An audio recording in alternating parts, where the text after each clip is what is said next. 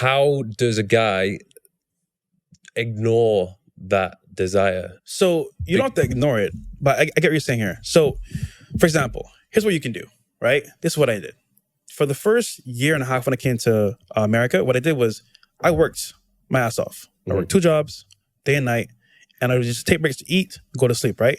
However, in my free time, let's say I had a day off or maybe after work, I would actively go to like Tinder, Bumble, whatever, try to get a date, and I'll go through experiences and go on dates. So the free time I had after worked on myself. So you allocated it. Yes, but I didn't focus on it. So it's only an after effect. So I did my work first. When I was free, I had nothing else going on. Then I'll put towards, you know what, I'll go on a date or 2.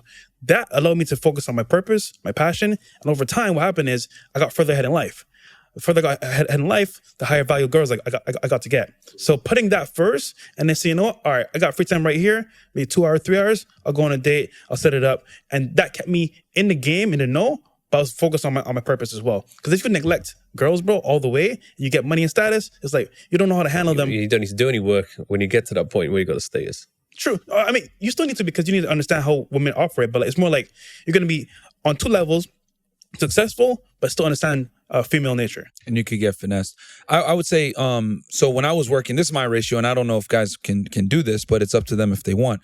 What I did was, because I lived in Laredo, Texas, which is on the Mexican border, right? So there was nothing out there. It's like Breaking Bad out in the desert, right? So once a year in August, typically, I would go back home to Connecticut, and I grew up, I'm from New Britain, Connecticut originally, and a lot of my friends were in the Boston area and New York, and Connecticut is smack dab in between those 2 states. Massachusetts and New York. So I would go visit friends, etc. I'd take like a month vacation, right? A month of leave when I was working for the government. I'd hang out, I'd go party with my friends, blah, blah, blah. I'd take that month, and then I'd like go back in September and then right back to work, right? So I'd take like 3 weeks to 4 weeks off, and I did this once a year. And I did that for several years while I was living in South Texas. But, a lot of guys might not be able to do that. So I would say come up with some kind of ratio.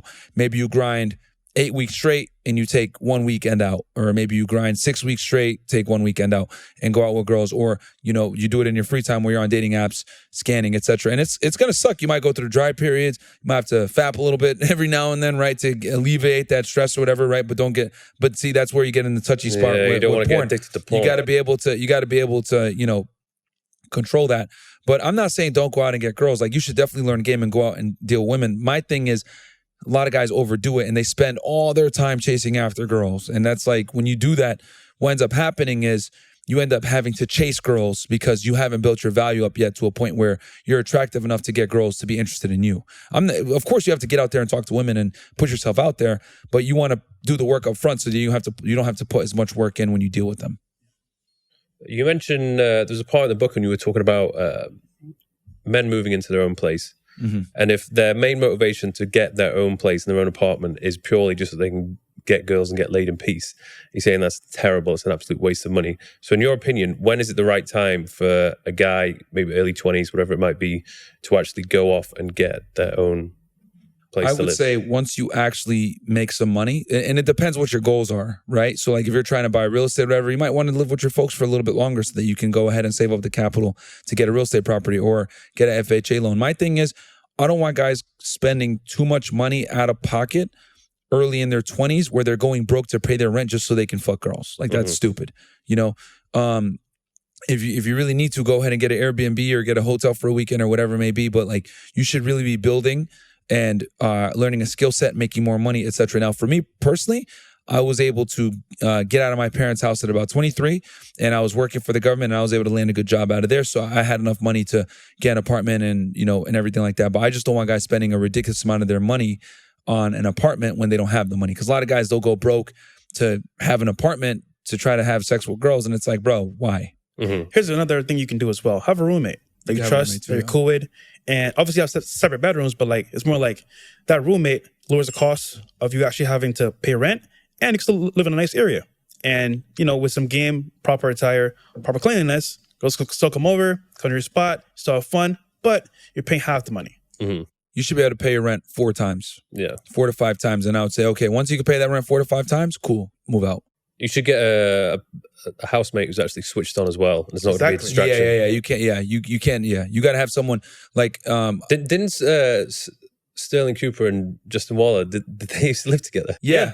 So that would have been pretty fucking amazing. And they're both really. And here's the thing. Shout out to Justin and Sterling, good friends of ours. Yeah. And here's the thing: they got money, both of them, Yeah. like millionaires, right? They got but they live game as together. Yeah, but exactly. So they both understand women. But the reason why they live together, right? Iron sharpens iron. And I do think that it's good to live with guys that are like-minded, that are sharp, that can push you to become better, right? Because for them, it's like they had like this nice penthouse in Miami.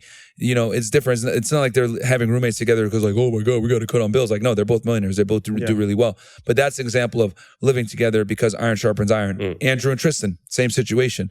Live together because having strong masculine men in your circle, right, will help you become a better man overall because you're constantly competing with each other. You need other masculine men around you to keep you sharp. However, and this is why I'm so big on guys not moving in with their girlfriend, right? If you move you say not to do that. Don't move in with your girlfriend. When you move in with your girlfriend, she's going to soften you up because like I said before. Everyone gets fat. Yeah, you get fat. And like I said in the book, women are lazy. People get mad. Oh my God, that's so misogynistic. No, it's realistic. Women are naturally lazy creatures. And the reason why is because they don't have a proclivity to create resources in excess. They have a proclivity to create children and do the best by those children. They're very different in what they prioritize with their energy. Men are to go out and create resources, women to create children and take care of those children. That's not to say what men do is better than what women do. We need each other in unison. But what I am saying is that when it comes to working hard and being productive, women have a different mindset with that. So living with a girl is counterproductive to you. And then on top of that, right, you're living with her. The mystery is gone. She knows what you do all the time. She sees where you're at. That's when women start to get comfortable when you live with them because they know that you can't replace them a lot of times. She's your only source of sex. A lot of times when guys move in with their girl, they think, I'm going to save money. I'm going to get laid more. It actually goes down. You get laid less because she knows where you're at all the time and her mind, right, isn't racing or guessing. I've always said a man's best tool to defeat hypergamy is imagination. I'm not saying you got to go out and fuck another girl, but if she thinks you are or that you're capable of doing it, that's going to keeps her on her toes and she's going to stay more attracted to you. But so living with a girl, you lose a lot of the leverage that you have. And quite frankly, men don't have much leverage when it comes to relationships and dealing with women. So you have to play every single one of your cards to the best of your ability. Living with a girl hurts you as a man. Yeah. I've been living alone for the past, I think, since I was 26. Nice. And I don't think I could change it. Yeah. But this is the thing, though, because at some point I want kids. Now, what am I going to do in that situation?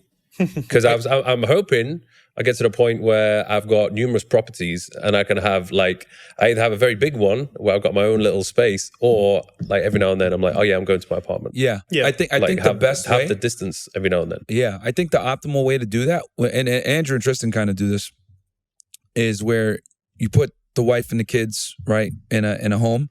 And you know, you come in and out and you have them close by, you provide, you take care of them, etc. And, you know, let's be honest here, a dad, what's your job? You know, you really need to come in the baby years, right? In the formative years, that's not that big. That's the woman's job. She's more nurturing, etc. The man's job is to come in as the reinforcement of how the world really works in their teenage years, when they're most susceptible to drug use, doing stupid stuff, you know, not going to school, etc. So you don't necessarily, as a disciplinarian, you don't need to be there every single day, right? I think going out there, chasing your mission, creating resources, etc.